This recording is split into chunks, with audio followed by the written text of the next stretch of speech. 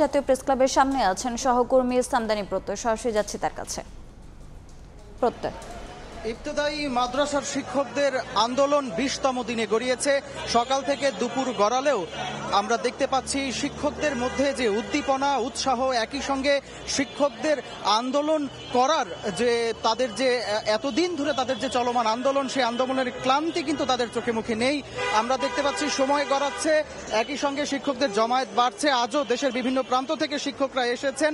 শিক্ষকরা জানাচ্ছেন যে তাদের দাবি যতক্ষণ পর্যন্ত মেনে না নেওয়া হবে, যতক্ষণ পর্যন্ত তাদের সেই জাতীয়করণ ঘোষণার বাস্তবায়ন সম্ভব না হবে, যতক্ষণ না পর্যন্ত তাদের বাস্তবায়ন ঘোষণা করে সরকার প্রজ্ঞাপন না দেবে, ততক্ষণ পর্যন্ত তারা তাদের এই অবস্থান ধর্মঘট চালিয়ে যাবেন। একটু আগে আমরা এখানে দেখতে পেয়েছি বাংলাদেশ জামায়াতে ইসলামীর পক্ষ থেকে একটি মেডিকেল টিম এসেছিল।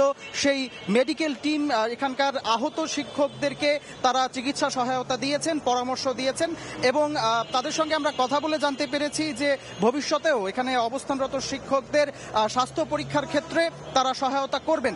একই সঙ্গে এখানে আজ বিকেলের দিকে কয়েকটি রাজনৈতিক দলের প্রতিনিধিদের আসার কথা রয়েছে।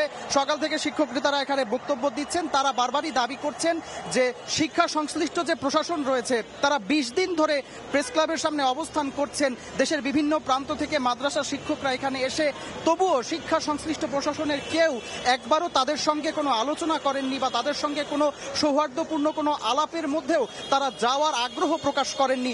এটি শিক্ষক নেতাদের মধ্যে ক্ষোভের তৈরি করেছে। সরাসরি যুক্ত ছিলাম জাতীয় প্রেস ক্লাবে।